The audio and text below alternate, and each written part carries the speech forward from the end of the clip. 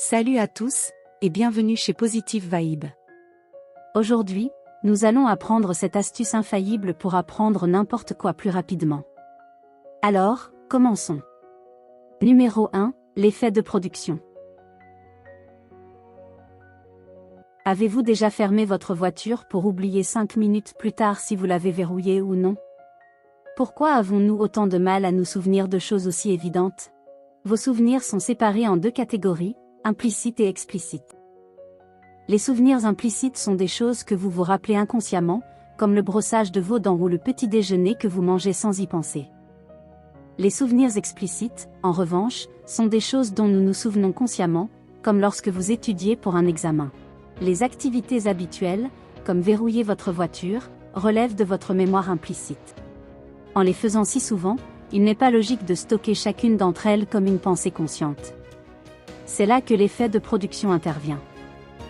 Il convertit un souvenir implicite en un souvenir explicite en attirant votre attention sur votre comportement. Il vous suffit de dire à voix haute ce que vous faites. C'est incroyablement simple et ne demande aucun effort supplémentaire, mais transforme votre rappel habituel. Une étude de 2010 a testé ce phénomène exact. Les participants ont été répartis en deux groupes. L'un lisait les mots silencieusement, tandis que l'autre disait chaque mot à voix haute. Sans surprise, le deuxième groupe se souvenait mieux du contenu que leurs homologues, montrant l'énorme impact que la production vocale a sur le rappel. En incorporant cette technique simple mais puissante, vous pouvez commencer à affûter instantanément votre mémoire. Numéro 2, le pouvoir du papier. Au fil des ans, le crayon et le papier ont perdu de leur faveur. Dans la plupart des collèges et même dans certaines écoles secondaires, les étudiants prennent des notes exclusivement sur ordinateur. La frappe vous permet de copier plus d'informations à une vitesse plus rapide, mais et si le fait de taper vos notes rendait plus difficile l'apprentissage? Une étude de 2014 a comparé les notes des étudiants qui tapaient et écrivaient leurs notes. Les chercheurs pensaient que les étudiants au crayon et au papier performeraient mieux. Et ils avaient raison. Les étudiants au crayon et au papier surpassaient les étudiants qui tapaient, en raison de la manière dont l'écriture interagit avec votre cerveau. Cette ancienne méthode vous force à passer moins de temps à copier et plus de temps à traiter. Beaucoup d'étudiants peuvent taper aussi vite que leurs enseignants parlent. Sans s'en rendre compte, ils font plus de transcription que d'apprentissage réel. Parce que le crayon et le papier sont plus lents, vous devez constamment condenser et restructurer de nouvelles informations. En d'autres termes, vous comprenez mieux en écrivant moins. Le crayon et le papier éliminent également la touche la plus néfaste du clavier, supprimer. Vous devez pouvoir faire des erreurs pendant que vous apprenez. Lorsque vous tapez, il est trop facile d'effacer sans réfléchir aux erreurs. Sur papier, vous êtes obligé de faire des corrections physiques. De cette façon, vous apprenez de vos erreurs, au lieu de prétendre qu'elles ne se sont jamais produites. Numéro 3, indice de contexte. Le contexte aiguise votre mémoire, car il est encodé aux côtés des informations que vous essayez de mémoriser. Disons que vous voulez mémoriser une présentation pour le travail. Pendant que vous pratiquez une section vraiment difficile, vous commencez à manger une pomme. Votre cerveau associera naturellement la pomme et cette partie de la présentation dans votre mémoire. La pomme devient une sorte d'indice que vous pouvez utiliser pour récupérer des informations plus complexes. Ces indices contextuels peuvent prendre à peu près n'importe quelle forme, mais la plus courante est visuelle. Une autre étude de 2010 a examiné le rôle exact du contexte visuel dans la mémorisation. Les chercheurs ont donné à chaque participant un ensemble de mots à mémoriser. Chaque mot était associé à un certain type d'image. Le groupe 1 a vu des images de visages normaux, tandis que le groupe 2 a vu des images de visages brouillés. Comme le prédisaient les chercheurs, le contexte visuel a considérablement amélioré le rappel. Le premier groupe, qui a vu des images de visages normaux, avait beaucoup moins de difficultés à se souvenir de leur liste de mots. Dans chacun de ces exemples, il y a eu un stimulus notable, mais les indices de contexte fonctionneront de toute façon. L'unicité des indices comme la pomme ou l'image n'avait en réalité aucune importance. Vous n'avez pas à faire des trucs bizarres pendant que vous étudiez juste pour améliorer votre mémoire. Votre cerveau encode tout type de contexte de la même manière, alors tout ce que vous avez à faire, c'est d'être conscient de votre environnement. Numéro 4, l'effet d'espacement. À un moment donné, chaque étudiant s'est fait dire de ne pas réviser à la va-vite juste avant un examen, pourtant, nous l'avons tous fait de toute façon. Vous avez connu le test depuis des semaines, mais essayez de réapprendre l'ensemble des informations d'un semestre entier en 24 heures. Comment cette stratégie se déroule-t-elle généralement? Vous finissez par ne vous souvenir que d'une fraction de ce que vous avez étudié. Votre cerveau est tellement dépassé et épuisé qu'il ne peut pas fonctionner. Selon le directeur du laboratoire de cognition et d'éducation du Dartmouth College, notre cerveau ne peut retenir qu'une certaine quantité d'informations à la fois. Nous avons besoin de périodes prolongées de pratique pour créer des souvenirs durables. Les scientifiques appellent cela l'effet d'espacement, car l'espace entre les sessions de pratique donne à notre cerveau la chance d'encoder et de récupérer. Pour tester cela, les chercheurs ont examiné 2 techniques d'apprentissage différentes, la pratique massée et la pratique distribuée. Pensez à la pratique massée comme du bâclage. Après avoir été exposé à un stimulus, vous essayez de retenir toutes ces informations en les étudiant immédiatement après. Et tout comme le bâclage, cela ne fonctionne généralement pas. La pratique distribuée consiste à étaler le processus d'apprentissage sur plusieurs sessions plus courtes.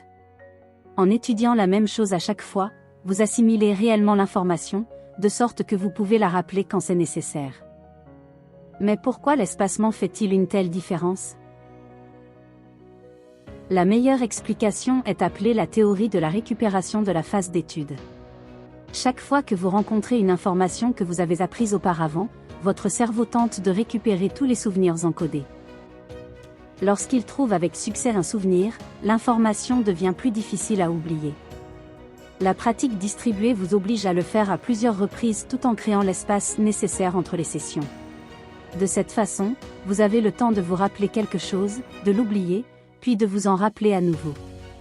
À chaque fois, l'information devient plus prononcée. Il devient plus facile et plus rapide de se rappeler, car il est assis plus près de la surface de votre mémoire. Numéro 5, étirements mentaux. Pourquoi les athlètes s'étirent-ils ou courent-ils toujours avant l'entraînement? Un bon échauffement donne à vos muscles la souplesse et la force nécessaires pour performer au mieux. Pour la plupart des gens, cela va de soi. De toute évidence, vous ne pouvez pas simplement commencer à sprinter dès le départ, alors pourquoi attendez-vous que votre cerveau fasse la même chose? Comme tout muscle, votre cerveau a besoin du bon échauffement pour maximiser son potentiel. Il ne peut pas passer de 0 à 100 instantanément. Vous ne pouvez pas passer de regarder Netflix à apprendre un concept complexe. Si vous le faites, vous vous sentirez confus et lent. Vous aurez du mal à absorber des informations, car votre cerveau n'est pas prêt. Vous pouvez utiliser des étirements mentaux pour préparer votre cerveau à travailler, à penser et à encoder des souvenirs efficacement. Les étirements mentaux sont des jeux à faible intensité qui mettent progressivement votre cerveau en marche. La concentration en est un excellent exemple. Non seulement c'est rapide et relativement amusant, mais cela se concentre également sur l'amélioration de votre capacité à retenir des informations. Assurez-vous simplement de ne pas aller trop fort trop vite. Les étirements mentaux ne doivent pas vous faire sentir embrouillé ou encombré. Si votre échauffement est trop intense, votre cerveau commencera à se fatiguer beaucoup plus rapidement que d'habitude. Gardez toujours les choses amusantes et simples pour voir des améliorations dans votre performance cognitive. Numéro 6, l'entrelacement. Vous pouvez réellement stimuler votre mémoire en alternant régulièrement entre différents sujets. L'entrelacement est le processus de mélange de plusieurs sujets pour améliorer votre capacité à apprendre. Vous pourriez, par exemple, commencer par les mathématiques, passer à l'anglais, puis terminer par l'histoire, tout au cours de la même session d'études. En surface, l'entrelacement semble assez inefficace. C'est exactement le contraire du blocage, qui est probablement la technique d'apprentissage la plus courante. Le blocage consiste à consacrer une période prolongée à un seul sujet. Vous pourriez passer le lundi sur les mathématiques, le mardi sur l'anglais, et le mercredi sur l'histoire. Le blocage a plus de sens pour la plupart des gens, mais l'entrelacement est en réalité plus efficace. Alterner entre les sujets force votre esprit à rester actif et adaptable. Lorsque vous n'apprenez qu'une seule chose à la fois, votre cerveau se relâche. Il prête moins d'attention, car les choses deviennent plus faciles et plus répétitives. En passant d'un sujet à l'autre, vous forcez votre cerveau à changer complètement de vitesse à chaque fois. Ces morceaux plus petits et hyper efficaces sont plus faciles à apprendre, car ils offrent un défi plus unique. Mais ce n'est même pas la meilleure partie de l'entrelacement. Cette technique d'apprentissage vous oblige à établir des liens plus larges d'une manière que le blocage ne le fera jamais. Vous donnez à votre cerveau l'occasion de voir le tableau d'ensemble. De comprendre non seulement ce qu'est quelque chose, mais aussi où il s'insère dans le domaine dans son ensemble. Numéro 7, l'autotest. L'autotest est une autre façon efficace de stimuler votre mémoire. Une fois que vous pensez avoir quelque chose mémorisé, vous ne devriez pas attendre jusqu'à votre examen ou votre présentation pour tester si vous avez assez étudié. Mettez-vous à l'épreuve au préalable pour avoir une idée de votre connaissance réelle du contenu. 9 fois sur 10, vous découvrirez que vous n'êtes pas aussi préparé que vous le pensiez. Heureusement, l'autotest montre exactement où vous êtes le plus faible. Cela vous indique ce que vous devez réapprendre, mais seulement si vous le faites correctement. Vos tests ne feront rien pour vous si vous vous laissez tricher. Par exemple, lorsque vous utilisez des cartes mémoire, ne retournez pas la carte avant d'avoir répondu. Il est tentant de faire des excuses du genre « Oh, c'est ce que je voulais dire », mais vous ne vous faites que du mal. Si vous ne pouvez pas obtenir la bonne réponse dans cette situation à faible stress, il n'y a aucune chance que vous y parveniez lorsque la pression est forte. Pour éviter cela, essayez d'écrire ou de dire vos réponses à voix haute. Il est plus facile de laisser une réponse incorrecte passer. Merci d'avoir regardé Positive Vibe, et assurez-vous de vous abonner, car plus de contenu incroyable est en chemin.